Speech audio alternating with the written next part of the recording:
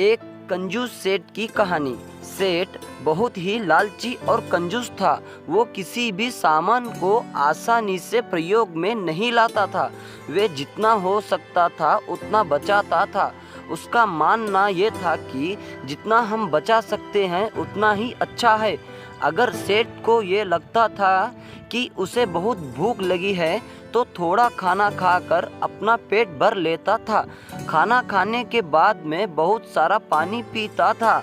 उससे उसका पेट भी भर जाता था और सही सोचता था कि इस तरह राशन बच सकता है।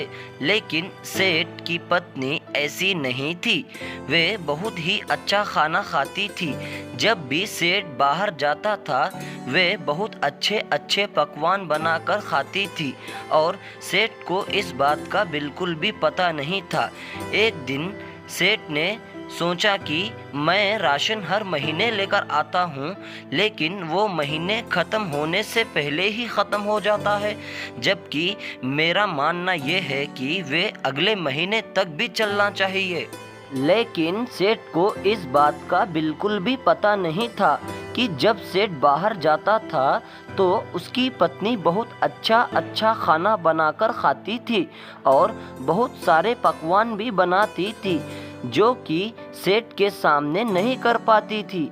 सेठ को इस बात का पता लगाना था कि मेरा राशन कैसे ख़त्म हो रहा है।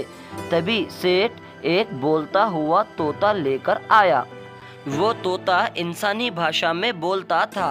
वे तोता उसने अपने कमरे के अंदर एक पिंजरे में टंगा दिया और बाहर चला गया। उसकी पत्नी को इस बात का पता नहीं था और जब सेठ शाम को घर आया तो उसने देखा कि तोता कुछ बोल रहा है। सेठ ने पूछा कि जब मैं गया था तो तुमने खाने में क्या बनाया था? तो उसकी पत्नी ने कहा कि मैंने तो सुबह का बचा हुआ ही खाना खाया था। पत्नी के कहने के बाद तोता बोलने लगा कि आज सेठानी ने बहुत अच्छा खाना बनाया है। बहुत अच्छी अच्छी खुशबू आ रही थी। तोते की बात सुनकर सेठानी डर गई, क्योंकि अब सेठ को पता चल चुका था कि वे उसके पीछे बहुत अच्छे पकवान बनाती है। सेठ ने अपनी पत्नी को बहुत डांटा और कहा कि तुम्हें ऐसा नहीं करना चाहिए, हमें जितना हो सके बचाना चाहिए। आखिरकार एक तोते ने सच बोल ही दिया। हम कितना भी झूठ को छुपाए लेकिन सच एक दिन सामने आ ही जाता है। तो इस कहानी से हमको ये सीख मिली है, हमेशा सच कहना चाहिए, क्योंकि झूठ ज़्यादा देर तक टिकता नहीं है। और हमें हमेशा बचत करना चाहिए, बेफुजुल खर्च नहीं करना चाहिए।